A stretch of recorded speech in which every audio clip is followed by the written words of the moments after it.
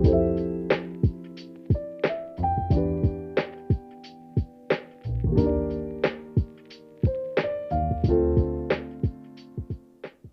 name is Alana, and I use they, them pronouns. And my name is Jessie. I use she, her pronouns. And we're making menches. Making Menches is your home for queer, anti-Zionist Jewish ritual, radical education, and community. Today we are over the moon to be talking to Deatra Cohen and Adam Siegel, authors of Ashkenazi Herbalism and their brand new book, Woven Roots. Personally, I've been a longtime fan of Deatra and Adam's work. I've had my own copy of Ashkenazi Herbalism since it came out. I'm just a huge plant and herbal medicine lover, and it was so full of rich information. So I was just so excited to get the chance to read Woven Roots. If you're not like me and you don't already know who these wonderful people are, Deatra Cohen, co-author of Ashkenazi Herbalism and Woven Roots, is a former reference librarian, is trained as a clinical herbalist at the Berkeley Herbal Center, co-founded a Western clinical herbal collective, and is currently part of a community herbal project. In her research, Deatra is dedicated to recovering the lost or forgotten shared plant healing cultures of Jews and their neighbors in the historic Pale of Settlement. And Adam Siegel is a former research librarian, trained linguist, and award-winning translator. In his research, Adam explores the symbiosis of plants and peoples, both in the old world and the new. Adam, Deatra, we're so excited to have you here. Thank you so much.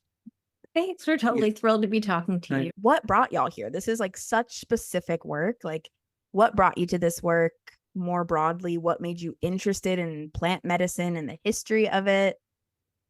I would say it's a long time coalescence for both of us that kind of came together in a way that brought out Ashkenazi herbalism. I grew up in Philadelphia, and it's a very wooded place. We would walk in the woods all the time. My stepmother was into herbalism, and so when I was a teenager, she introduced me to it. I was always looking for plants. I always had plants around, even if I lived in an apartment, and rescuing plants off of sidewalks. And then eventually I found my way to the Berkeley Herbal Center. So I have been a student of Eastern European cultural history for a really long time, and languages. I started out studying Slavic languages when I was really young, and have spent a lot of time pursuing academic interests in Eastern European folk ways, folk lives, folk cultures. This has been, a sort of meld. We like to say that we create a third mind. We take our two little brains that come together, one with the plants and the history, and the other with the languages and the cultures and the folk ways and the history, and then we become conduits for something greater than our own respective bodies of knowledge. A long time. It took years. We've been together for a long time. And this is like in the last few years, we just all came together, and you see it in book form. Yeah, it's really magical. I'm curious if your work is something that drew y'all together. And I'm also deeply curious about what the process of co-authoring these books has been like for you both. Well, we met when we were teenagers at a party at a mutual friend's house. And then I moved to California. This was in Pennsylvania. And we were quote unquote pen pals for years, like a dozen years. Snail mail. Crazy. Yes, total snail mail with stamps, the whole deal. And we had the boxes to prove it, boxes with letters. And so that was kind of, I guess, our first writing project. It was. And then we found both of ourselves at kind of loose ends, and we decided to finally make something happen. So you moved out, and then, we've been together ever since. And that was like back in the early 90s. Yeah. Yeah. But this project only goes back to when Deatra was in a herbal program. Yeah. I mean, we've collaborated on things. We have a child. We've done other fun little projects together. But considering that it was so long into our time together that we sat down and started working together, writing together, it's interesting. I think we're really complementary. Yeah. I mean, I like to go blah, Yeah. and just kind of like get it out all on the page. And I hate that. And I like to hone and refine and hone and refine and edit. And then, of course, yeah, we have our writing styles. I think you can tell where it's more you and then it's Yeah. more me. I think I'm more like conversational Mhm. and you're much more like academic, but in a friendly way. Of course, we've got our specialties. Like it's my area is the plants, and I did the illustrations and the woo kind of stuff. And then you're the language Right. wizard. I'll Yeah. the one that goes through all like the Russian or Polish or German or Yiddish sources and do the historical research and sort of contextualize it. It's unbelievable how much you're both bringing to the project together. And I do feel like the writing feels very seamless, but also as you're talking, I can now tell in the writing like who's who. Like Deatra, I feel like the little vignettes at the end of a lot of the chapters where it's like talking about more practical use. I think those complement each other so well, and it helps make it like a really digestible text, because I think sometimes a heavy historical text can be hard to get through, and it that balance makes it a lot easier to move through and brings a lot of life to it. We're curious if either of you practice plant medicine, herbalism as plant medicine in your personal lives, like outside of the writing of the book. Oh, definitely every day. Yeah. From little things like teas that I just put together depending on the day, kind of formulate it for dryness or cooling or uplifting or slowing down. So that's a daily practice. And then we have a pretty extensive yard that has different microclimates. Every day is a plant related day. Occasionally, when we need them, I really like making salves and lip balms and syrups and elixirs. So, yeah, it really runs a gamut depending on what's in season and what we might need or what I anticipate we need. Ashkenazi herbalism and woven roots have a lot in common when it comes to the research, but are very different texts. So, even though you speak about this a little bit in the book, for folks who haven't read it yet, who might be fans of Ashkenazi herbalism and are interested in woven roots, how do they differ or how do they inform each other? I would say, like, just off the top of my head, probably the biggest difference is that I had no idea I was ever going to write a book, let alone an herbal history like that. I had no idea. I was in school. I was working on these projects. I had had this question brought up by the teacher at the very beginning of the program about, learning about your people's history with plants and what remedies you would have used in your family. And that was like the thorn in my side, so to speak, that kept me searching and searching and searching until I stumbled on something. I literally stumbled on what we call a hidden herbal. And so that happened. And then I got through my program writing about what I'd found. And it was like a final project presentation. And I realized, wow, other people are going to want to know about this. So I wrote a journal article that got published in the Journal of the American Herbalists Guild. And then I realized it wasn't enough. It wasn't going to be exposed enough. People weren't going to have enough access to it. So I looked around for a publisher, and it took a long time, a lot of proposals, and finally we had a really supportive person at our publisher now, North Atlantic. And so once that was accepted, then I had to do like serious research because all I had at that point was a few plants, some towns, and some just background information on how they were worked with. And so that was just like it was a totally unintentional thing, and my intent on publishing was to make it accessible for other people because it was so important for me. I knew other people were going to need this information as herbalists. I was only thinking about herbalism at that point. So the first book was really just kind of an accident that I felt like a responsibility to make it a public entity that people could easily find. And the second book came out of that because one of the things that was a epiphany for me was Jews weren't living in a vacuum. They were living in community with a lot of other people. Reading all these stories was just like revelatory. And at that point, Adam and I knew that we had to tell a different story, a story about context and community and mutual aid that nobody knows about.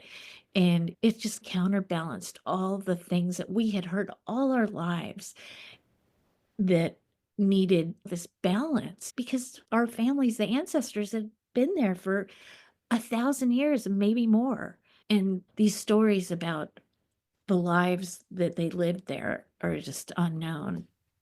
The woven roots really grew, they would call it ineluctably, out of Ashkenazi herbalism. And they're just like structurally different. I mean, Deatra had to do so much work just to show that the findings, the hidden herbal, it could be acceptable. So the first half of Ashkenazi herbalism is basically a history of Jewish medicine in Eastern Europe, all kinds, official medicine, folk medicine, the various practitioners going back 300 years. And for somebody who's not an historian, that's a huge accomplishment. That's like the single best account I know of the history of Jewish healing from, say, the early 17th century to the early 20th century.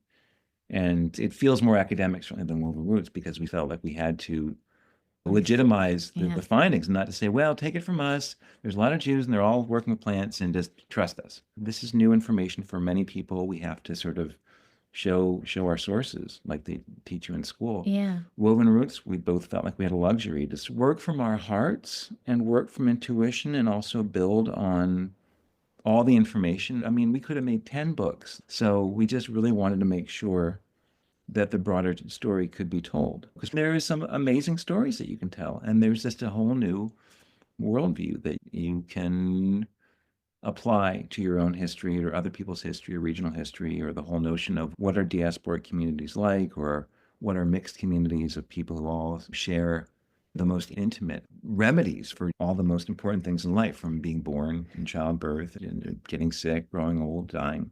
And it was clear to us that you got to look around corners with this stuff, because there's a lot of scholarship that goes back 150 years in a bunch of languages where people will look at folk medicine or plant medicine or folk healing or folk ways, and they'll look at it very narrowly. Ukrainians do this, Russians do that, Poles do this, Lithuanians do that, Jews do this.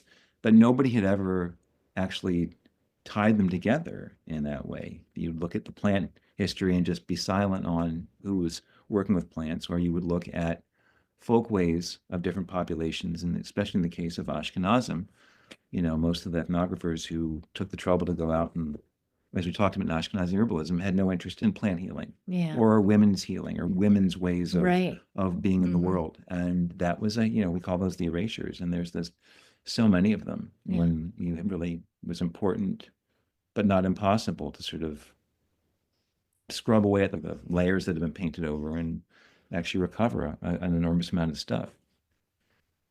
For the first book, it was just incredible how many sources just popped up. Like, that was the first time I'd ever read about Wangeroff.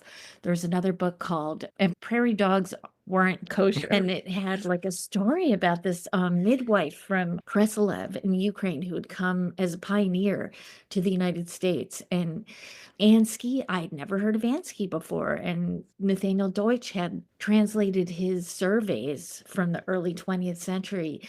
And just unbelievable, just amounts of things that we just kind of stumbled into and were able to weave together about the healers themselves, because I didn't know who the people were. Like I said, I only had a few plants. I knew the towns, but the people were the biggest mystery. But it kind of all came together for Ashkenazi herbalism, and that was so exciting. And that's another piece of the puzzle. We're both librarians, so we've really been able to research and actually access information, not just online, but books and articles as interlibrary loans, which, a lot of people don't really have access to that stuff. Yeah, I was reading it. I was just like, how do they even find this information? And I guess, it's because you just understand how to access those things in a way that, like, someone with zero background on library science or research in that way. You note in the book that in Woven Roots, you're relying primarily on ethnographic literature of the late 19th centuries, mostly in Russian, Polish, Ukrainian, German, and Yiddish.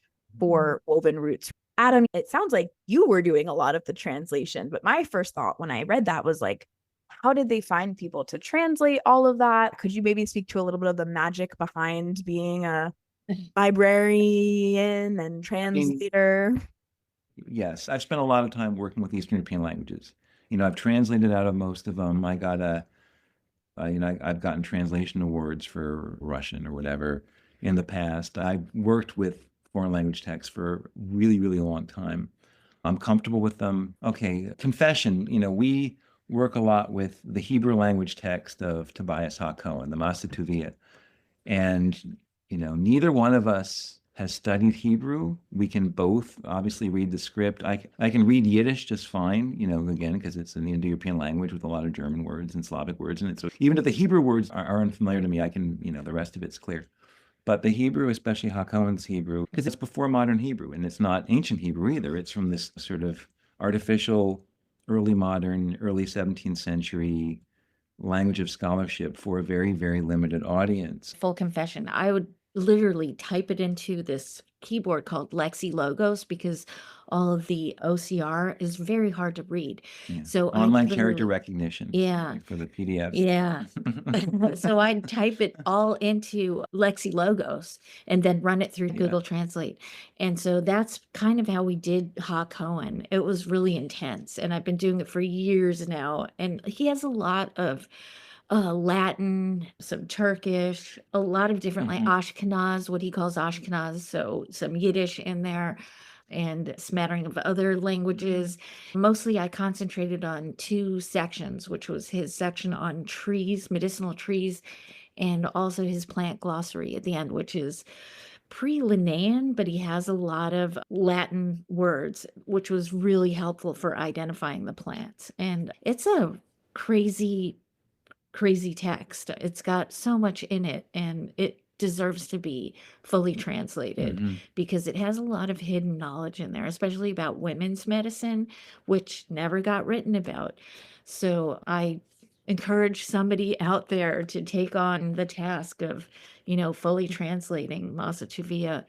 Again, because we were looking mostly at the names of the plants themselves. And once you figure out when, he's referring to linden or referring to something that it's obvious to you, like Dalvia, Sambucus.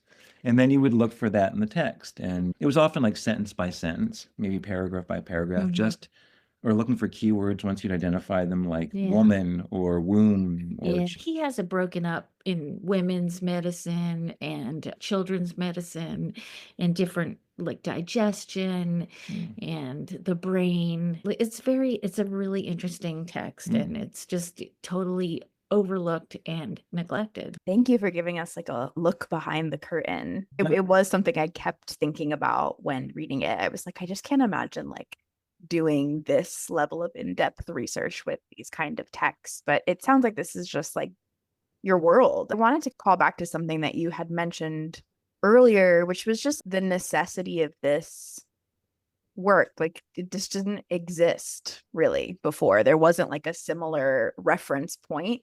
And so there is just like a lot of information to put down.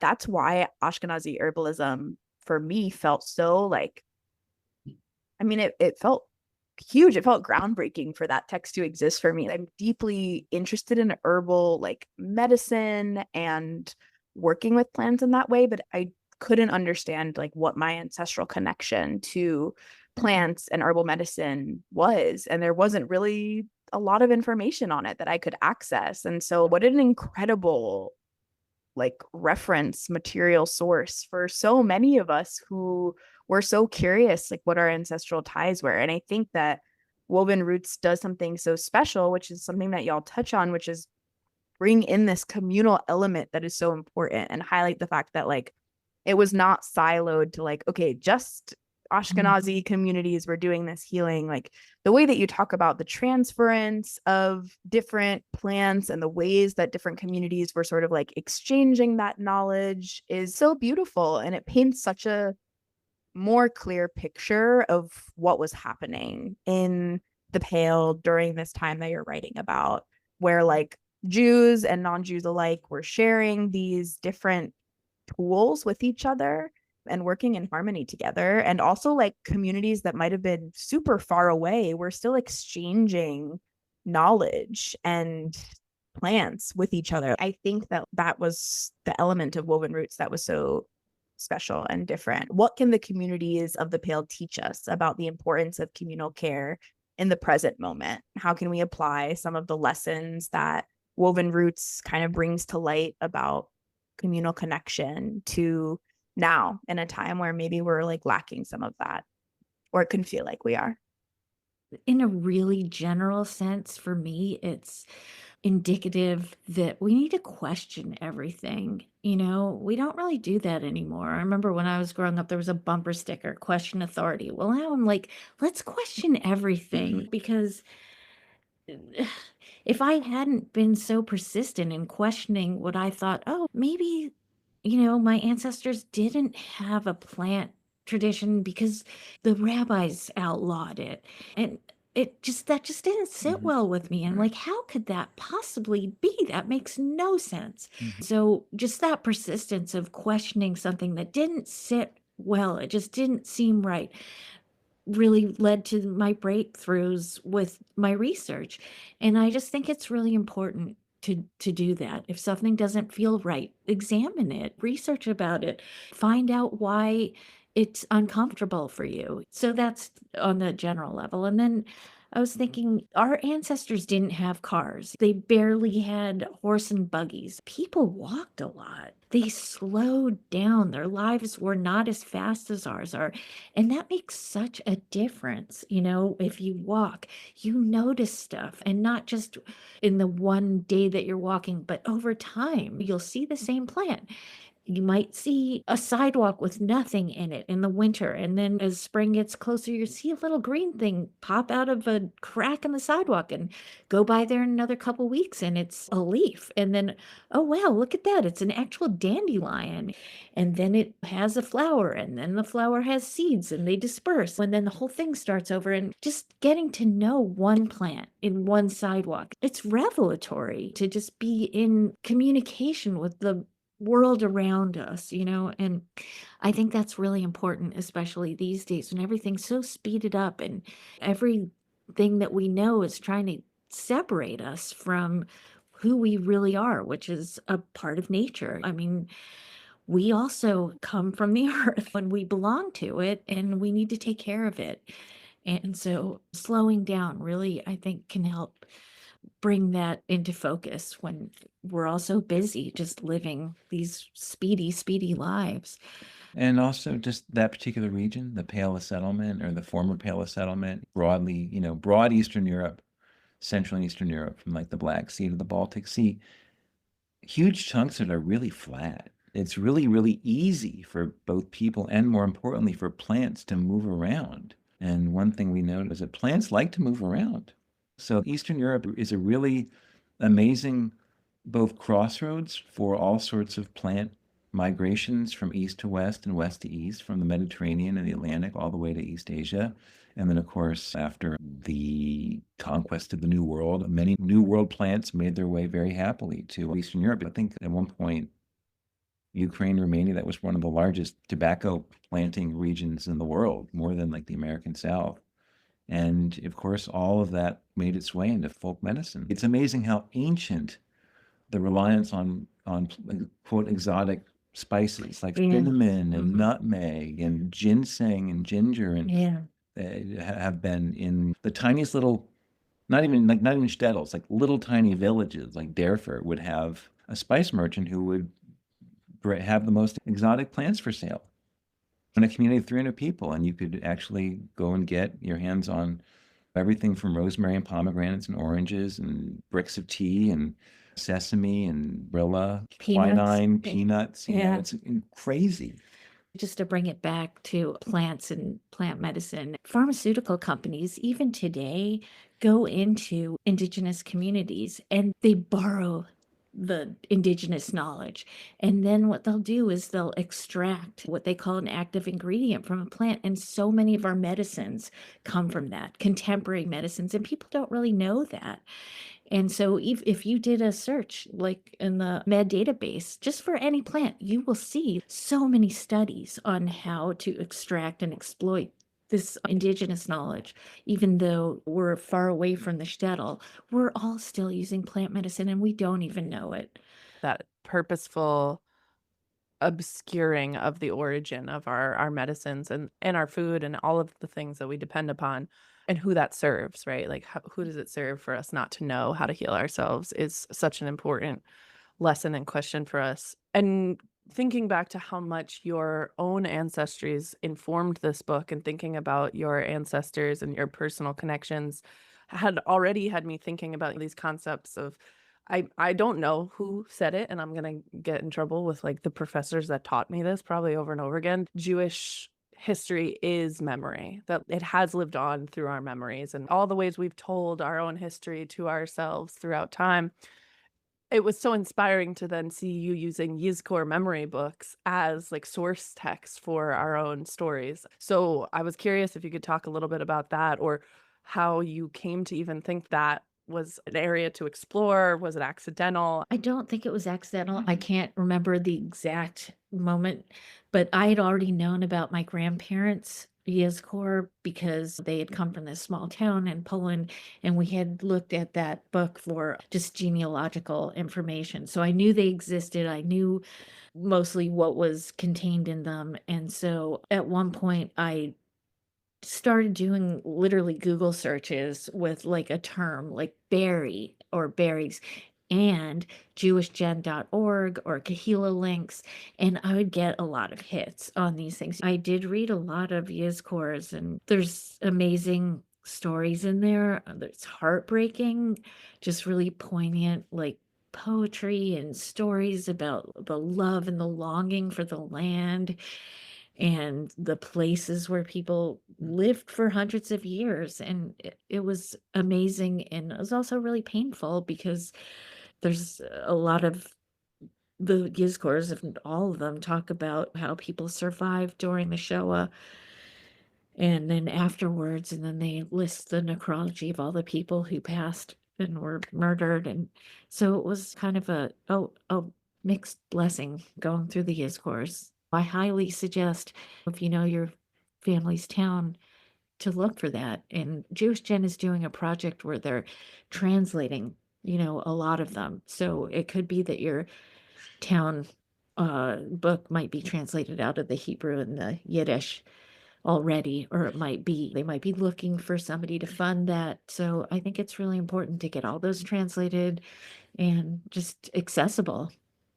Most of them are online, by the way. There's like 1,200 maybe? 1,200. Yeah, I think there's around. It's amazing that there's a finite number considering how many communities there were Yeah. before the war, but there are around 1,200. Most of them are at New York Public, and they've been digitized by the Steven Spielberg Digital Library. I think you can get them through the Yiddish Book Center or the Internet Archive. I would love for all of them to be accumulated into one source, made digitally accessible, and then to be able to search them with OCR, Yeah. online character recognition again, because a lot not of them are just in in OCR. English, but with the Hebrew alphabet Yeah. too. Yeah. But I don't think that's possible right now. We barely scratched the surface. Right. There's a lot of Yiddish language digital collections. There was, I guess it was the YIVO when they were headquartered in Vilna between the wars, and they had a newspaper called, I think it was Volksgesund, popular health. And a lot of that was, some of it was public health, where they were going out and trying to encourage people to trust in modern medicine and not do things the old way. But a lot of it was documented folk healing. Chunks of it are digitized. We've looked at some of it, but there's just a lot. We haven't looked at all Yeah, of it. there's a lot of right. stuff out there. Yeah, we barely scratched the surface. I love hearing that. It's so exciting to me, like who will pick up what next thread. And as someone who's Ashkenazi lineage, like very much wanted to forget what happened in the old world, and did not preserve anything. It's like so exciting. I'm like, oh, maybe they forgot to get rid of something and someone will find it someday and translate it. I was so excited to read these moments in the book too, where you got like a glimpse into life and how it was actually practiced versus our perceptions of all of the things we think about how Jews lived. And one example of that was this moment where some of the women would consume umbilical blood in order to ward off certain diseases. And I was immediately like, oh, okay. Well, in the Torah, it says we never consume blood, and like these moments of tension identified. And I thought of, I believe it's a Jew Witches online post, like on Instagram, that's like the Torah says, do not practice witchcraft. And the Talmud says all our wives are practicing witchcraft. And it's like that tension that like naturally people develop their own practices. So anyway, how can studying herbalism in our ancestry teach us more about these tensions between like Jewish law or the text and Jewish practice?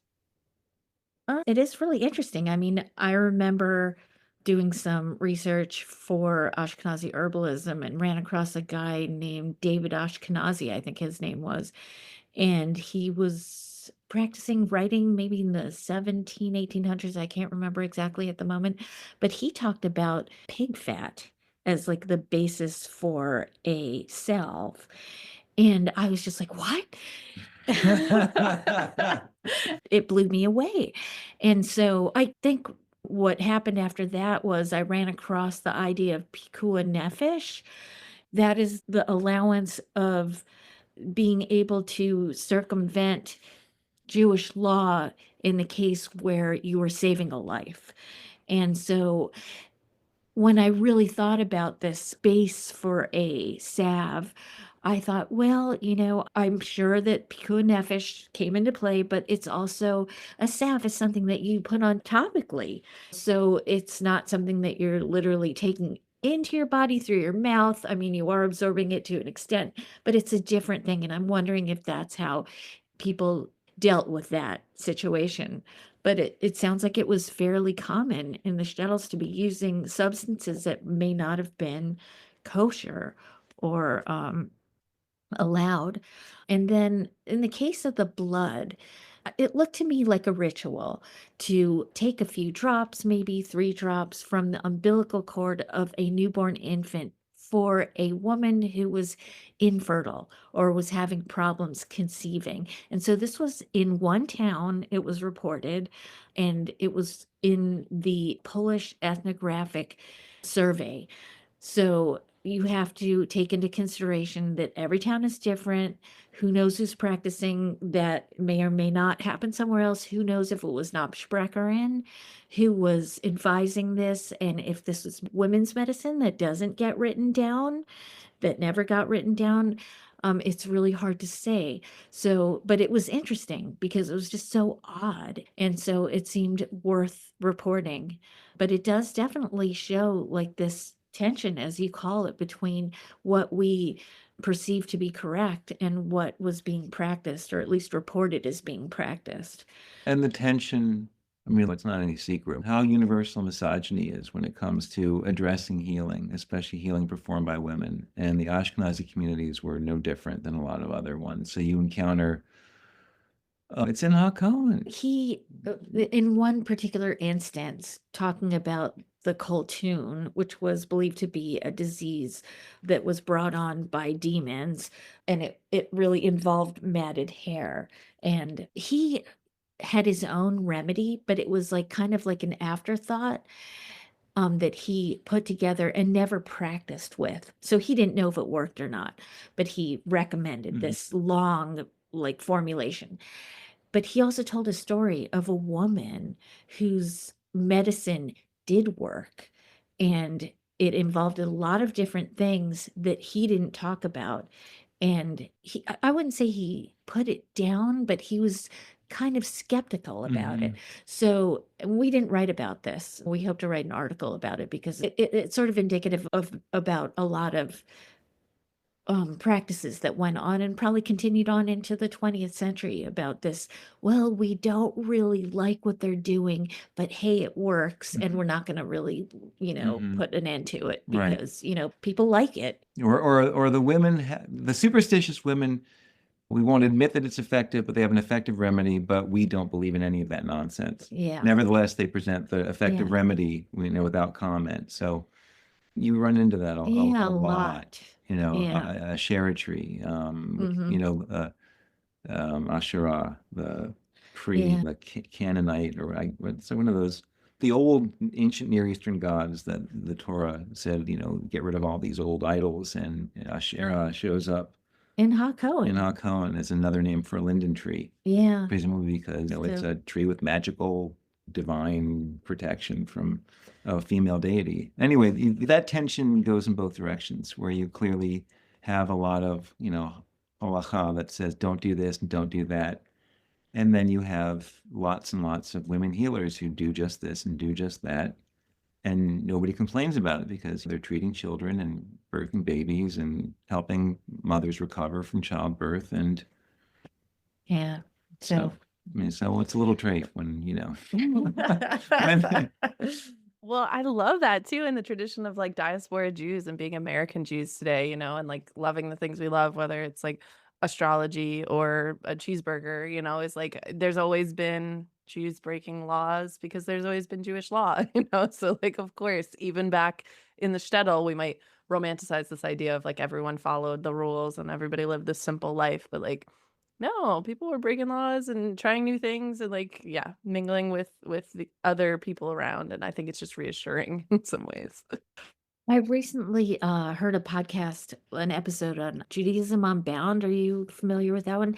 And they interviewed the author of this book called Forbidden, which is like a 3,000 history of the relationship of Jews and the pig. And yeah, it's really interesting. So yeah, you got to listen to that interview. It was really interesting, and possibly read the book, because it just sounds like so many things that we know of today just seem to be like an abbreviation of what was actually going on in the shtetls. And so, or just, I don't know, it's almost like, yeah, I guess I should call it an abbreviation, because it was so complex, and there was, each town was different. Mhm. Each town had its own personality, and the people who lived there practice things differently, medicinally and otherwise. And it's totally fascinating. But when we come to the US, everything's kind of boiled down to just these few things that we're supposed to believe was what happened in the shtetls. And it's so much more complex than that. It really deserves a lot more paying attention to. And It's just sort of flattened. Even those of yeah, us who had exactly. parents and grandparents, who came from, quote, the old country, and they never talked about it. And Yeah. when they did, they wouldn't say much except, yeah, Yeah. wasn't so That's, great. Here we are. yeah. And then you go looking for sort of the cultural reification of that life. And so much of it, especially for American Jews, has been very dry. I mean, not just dry. I mean, it's like Fiddler on the Roof, Yeah. where it's literally like a cardboard stage set. If that, I Yeah. mean, sorry, but that has got to be one of the ugliest movies ever made. No wonder people think the shuttle was horrible. That Yeah. it looks like you're living in the back of a garage with like a cardboard cutout Yeah. Dusty. barn, Yeah. a little cardboard tree. It's But awful. yeah, but that's like our touch point for, Mhm. how things were. And it's just, it's not fair. It's not fair to our ancestors, who spent so much time there and living their lives in that place, and just making a culture, Mhm. that was completely destroyed. And maybe I heard it on your podcast about how, like, this, it's like a springboard to go from there to this new place, and how this new place is so much better, and forget about that old place because it was horrible and it's a giant graveyard. And it's just like, that's so wrong, to just not look at what life really was like there. It was not always wonderful, often not wonderful at all, but there were so many aspects that were just life affirming and really connected to place. We just saw that because we were just there a couple months ago, and everybody's from someplace else. Like some of my family came from Vilnius, so we were in Vilnius. Some of my family were from outside of Warsaw. We were in Warsaw.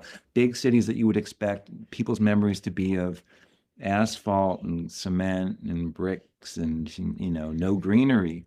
But especially Vilna, it's very verdant. There's a little river that runs through with the old town, which was the ghetto, and there's all kinds of wonderful, amazing stuff coming up through it's like the East Coast. It's like if you talk about Philadelphia as being a city of trees. I mean, life after people, Philadelphia would rapidly return to forest. I think probably upstate New York would be the same because it wants to grow. And then we went to where Deatra's grandparents were from, which is that little town in the middle of the forest.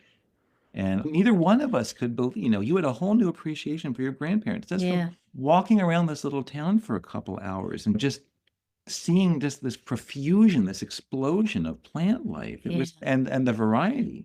Healing plants that we talk, like calamus root, which is in woven roots. And there it is growing in this little pond. Of course.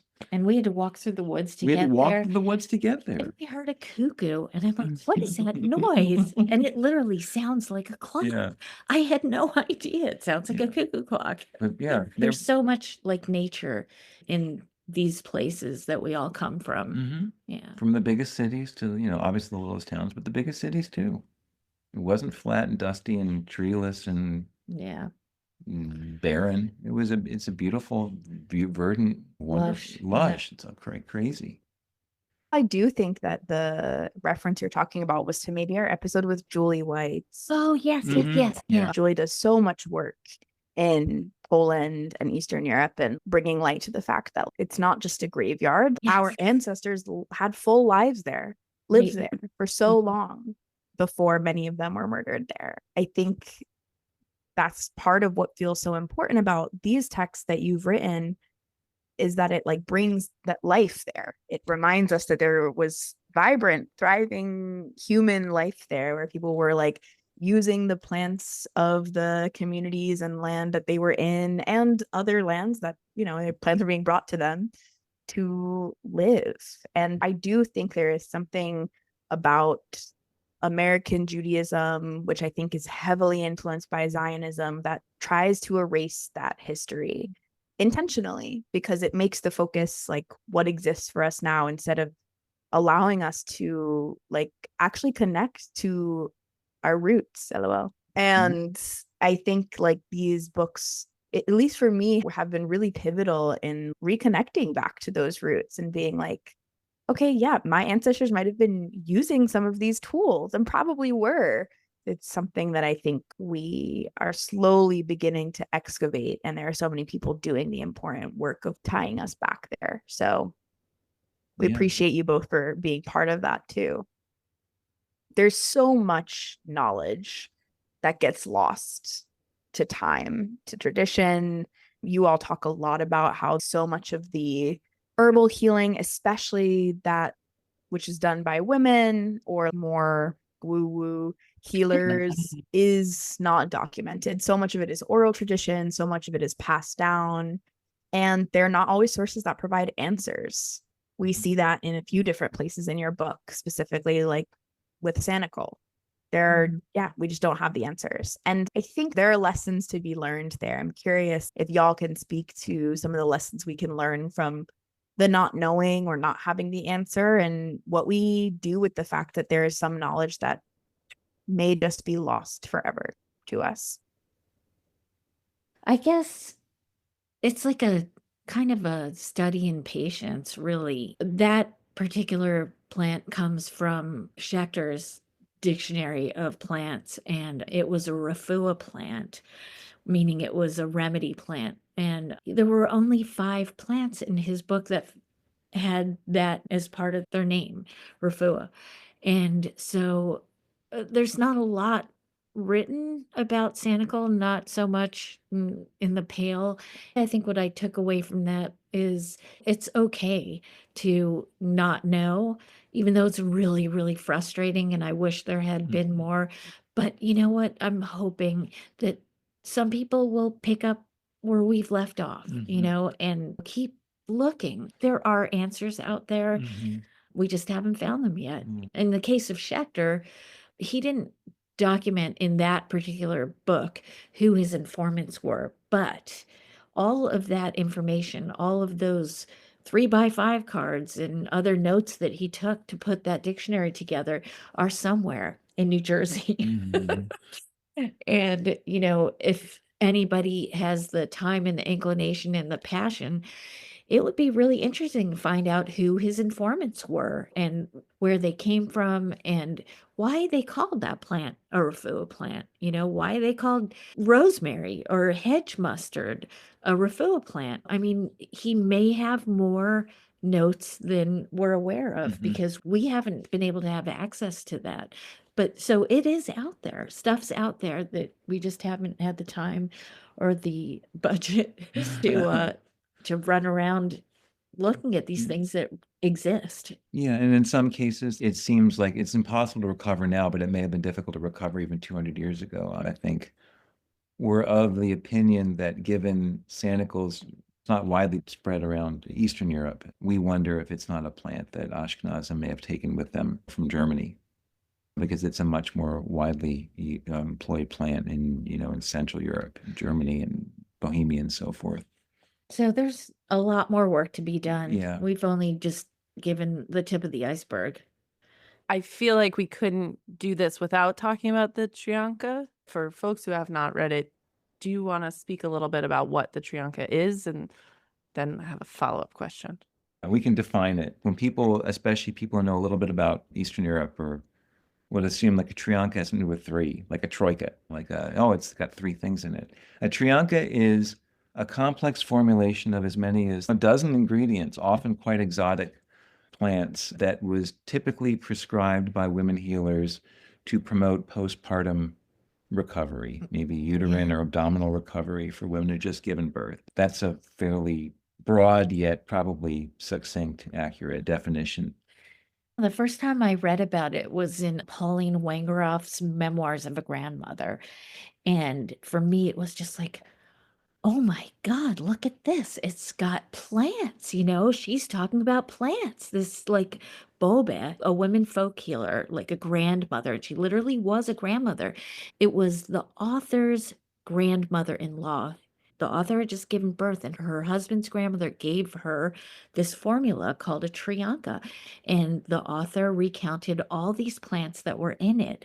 And for me, it was a miracle. It was the first time that I'd ever seen like plants written about as prescribed by a Jewish woman folk healer I think it was in Khorasan. Yeah, Ukraine. In the 19th century. So that was just like, I didn't have words. I was just in shock. It was so exciting.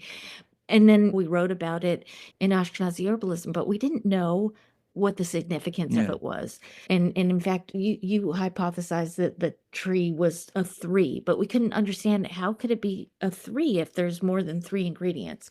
So we just kind of let it go at that. And when we started working on woven roots, I was working with the Polish Ethnobotanical Survey, and I came across another recipe that was almost identical to the one in Khorasan, but it was being applied in a town somewhere in Poland that was like hundreds of miles away from Khorasan, and they had a different name for it. It was called Zapiekanka. We just put together that these two things were the same formula. They just had different names in these two different places, and the reason that we came to this conclusion was because it was being given for the same exact situation, a postpartum recovery after childbirth. I'm still getting chills about it right now because Talko Rancevich, then you go on and discover, there's a reference in this Polish ethnographic study to a Trojanka, not a Trianka, but a Trojanka. And it's another postpartum infusion, complex ingredients. And then we have these terms we start looking for. I had this huge library of PDFs, and the language is nice. Just started madly searching these PDFs in Cyrillic and in Polish, and coming up with more reference to it. Yeah, so it all kind of came together, and more actually came out of it because Adam found and this is in the book, it's one of the illustrations. It comes from a druggist circular from 1907 newsletter, and it's from the U.S. Yes, in the US, 1907. And the people who were listed in there are reporting their formulations for a Trojanka. Right, yeah. And it's an answer to a query in an earlier issue where some pharmacist writes in and says, some of my patients are coming to me and asking if I can give them a Trojanka. Does anybody know about this Trojanka? And so these guys write in and they all have these similar kinds of remedies with the similar ingredients to the original Trianka that we found in Wangeroof and then the Polish one. And it was just like so amazing. It was mind blowing. And then we started thinking about the word Troyanka and Trianka. And I don't know where it came to me. I just kind of was like, what does this word mean? And I was just playing around with the pronunciation and I said to Adam, I go, do you think this is the theriac? Because it was very similar to the theriac. And being the linguist that you are, Yeah, kind of broke it I came down. up with, well, it's possible that you can have some nasal vowels and hypercorrection by analogy in Polish, and a Polish peasant would hear theriac, maybe once in their life, and Triaka. yeah, triaka. Theriaka. Well, I'm not used to having a triaka. I always have to nasalize that stressed, the syllable on the second last syllable, so it becomes trianka. That's our hypothesis, because the Lithuanians call it the three nines, tris devinerius, which is much more in keeping with the number of ingredients, although it's too many. Yeah. It's 27 as opposed to there's usually 9, 10, 11. Another part of the story is the fact that in Poland, the way to get all the ingredients to make your Trianka, you had to go to a Jewish spice merchant. And that is documented in the ethnobotanical survey, which was another mind-blowing fact. And that led us down these peregrinations looking at how spices actually made their way into Eastern Europe. Yeah, and who sold them? And transmission routes, how they get from one part of, Europe or Asia to like the littlest towns. Find actual photos of town squares. Well, they'll list the businesses and, spice shop. It turns up in one of the listing of the shops in the town square. So it's just really fascinating. And it all sort of comes together in kind of a vague but really colorful way. And you just realize, wow, we know nothing about our own pasts. Yeah. We know nothing about how complex and cantilevered and just this whole world was. It's heartbreaking and fascinating at the same time. But the Trianka just one, you can buy in Lithuania and Latvia and Poland, you can buy bitters, alcoholic bitters, but So- even think about like old-fashioned root beer. Yeah. Root beer is absolutely a descendant of Yeah. the Trianka. And the theriac itself, the theriac was developed by medieval alchemists. It was descended from Mithridaticum. There was this Hellenic king of Asia Minor somewhere, and he wanted an antidote to all poison. So he gathered all his potion masters together, and they came up with the Mithridaticum, that if he drank it and it had all these ingredients, and he would be immune to any kind of poison. And so it has a long and storied legacy. history. So Yeah. from Mithridates to a root beer with a sideline along the way in Eastern Europe is the Trianka for postpartum health. I love that chapter. I mean, for me, it just really embodies everything that we've been looking at. And it's just so fascinating the way everything's come together. As a root beer lover myself, I will always be thinking about this when I drink root beer now. Like, I'm connecting myself to my ancestors, of course. We've talked a lot about the limitations of the research and things that you still want to explore in your research. And in the introduction to Woven Roots, you have a whole little paragraph where you're talking about all of these questions that you still want to unpack and move through. But again, for those who have not yet read it, or if there's something maybe different that's come up as you've been doing your press tour for the book, so to speak, what are some of your aspirations for future research, either for yourself or things that like you hope others would explore?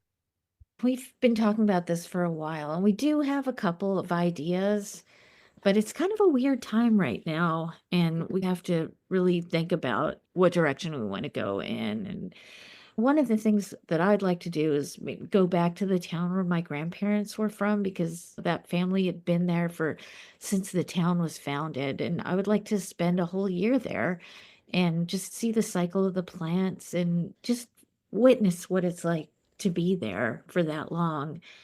So that's one thing that we're thinking about doing for ourselves. The other idea that we've been tossing around is The seeds of woven roots. You wonder, how do plants move around? Yeah. From the old world to the new, and the new world to the old. And what aspects of magical healing are consistent with, I guess, diasporic healing? I'm not sure. The place and the dispersal, Yeah. and making a home, being diasporas that make homes, and also looking more at how plant healing cultures are syncretic comminglings of a lot of different peoples and a lot of different traditions, and they seem to naturally want to form a beautiful synthetic, mutually beneficial whole wherever they are. The plants certainly, and the traditions. We talk about it all the time, and I don't know, who knows what we'll come up with.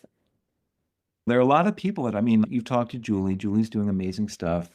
We don't work on it so much. The ritual magic and Jewishes, of course, they're all about that. Rochel Kristen is offering amazing classes in Ashkenazi magic. Annie Cohen, who's in France, she's recovering a lot of interesting women's traditions that, are part of Ashkenazic Jewish world. Oh, and I mean, just related to that, I don't know if you're familiar with Max Dashu's work. She has a website called Suppressed Histories Archive. She's done some work on like the lamenters, and they have a really long historical like lineage going back to, I don't even know, maybe even prehistoric times. And those were the women who sang at funerals. And she marvels at how that continued into, I don't know, maybe the early modern period, but Jews were doing that at funerals right up until the end, just singing these laments that were just like heart-wrenching. I think they were like riffing on people's lives, and they could make even the most sarcastic or cynical man cry. There's all these like kinds of healers who we just know nothing about, who were right there up until the end. We love when people come on and like shout out their friends and the work that people are doing. And then people tell us, oh, I learned about this because somebody came on your podcast and talked about it. We're like, oh my Yeah. gosh, so exciting to hype up your own book. Where can listeners read Woven Roots? Where would you like them to purchase it from? Right now, we're hoping people buy it off of the Jew Witches site on Instagram. She has a shop, and she's just amazing. She's got all kinds of fantastic things that are ritual related and religious related and just incredible stuff. I just sent a friend of mine this little pomegranate candle that are just so lovely, just beautiful. And so that's a great spot to stop in and check out. And then just smaller bookshops, just support your local bookstores. They're just so precious. We have to save them at all costs. We miss all of our local bookstores that no longer exist. So if you have one, please support it. And of course, libraries. We're both librarians, so we encourage people to go to their local library. And if they don't have it, you can get it interlibrary loaned, or you can ask that they purchase it for the collection so that, as many people as need it can check it out. Audiobook for Woven Roots will be out Yes, I think August. August Yeah. 5th. Yeah, Yeah, the ebook is and the out. print book, Yeah. and there's audio and print and ebook for Ashkenazi herbalism. Yeah, and you can too. check out the ebook too from your library on Overdrive or whatever software they have. That's how I get all of my ebooks, Yeah. is through the library. I'm the biggest library small bookstore proponent, so love that shout out. And we always love the Jewishes shout out. She's The amazing. biggest fans. Zoe's wonderful. So we'll definitely put a link in the show notes where to get the book from Jewishes, but library, bookstore too. And we'll put some links to some things that we've talked about during the episode as well. If folks are kind of looking for any of the things that some of the things we've mentioned. A lot of it, you just got to read the book. Sorry. It's fun. They're both. Yeah, it's more of a fun read. Yeah, they're both Don't you fun. think it was more fun than Ashkenazi herbalism? I would say it's a fun read. It's a fun read. I enjoyed reading it. I didn't even get to comment on this, but the fact that you said, Deatra, you did all the illustrations. Yeah. That's incredible. I love the illustrations in both these books. I mean, yeah, that's awesome. There's so many more things I wish we had more time to talk about, like so many little pieces, the magical parts, the woo parts. That's something I love to talk about. So maybe that's a conversation for another time. It's been so amazing getting all of your insight and getting to talk to you both. We've come to the worst part of the interview. Some might say, some people love it. But if you could leave our listeners with one message, what would it be? Just remember and how generous the plants are. They're just everywhere, and they are so prolific and just fecund, and they just give us so much. And I love to think about them in that they're teachers that way, and they teach us to be generous because our governments aren't going to do it. We need to be generous with each other and have open hearts and generosity, things like that. It's so important. And the plants really have a way of teaching us that if we pay attention. And remember that if left to their own devices, most communities, mixed communities, are places where there's a lot of peaceful, loving coexistence and mutual aid. Incredible. Thank you. Those are beautiful messages. And I think really sum up exactly what Woven Roots is bringing to the table. So we hope that you'll all check out Woven Roots or Ashkenazi Herbalism if you haven't somehow read it already. I think most of our listeners, this is kind of like, and yeah, this is the right crowd. I think most people will have. But thank you, Adam and Deatra, both firstly for doing this incredible, important work that I think has been really moving and life-changing for a lot of Ashkenazi Jews and Jews generally. And thank you for taking time to come and talk to us today. It's been such a pleasure to talk to you both. Oh, it's our pleasure. yeah. It's been so wonderful to Thank talk you. to both of you. Thank you so much for Yes. having us on. Thanks for listening to Making Menches. Please consider supporting our work by funding us. You can find the donation link on our website, makingmenches.com. You can follow us on Instagram at Making Menches. We host monthly Shabbats both in person and online, so make sure to sign up for our newsletter, which is on our website, to get updates. Making Menches, the podcast, is produced by Alana Lipkin and Jesse Sander. Intro music is by Nate Sander. Editing by Jesse Sander.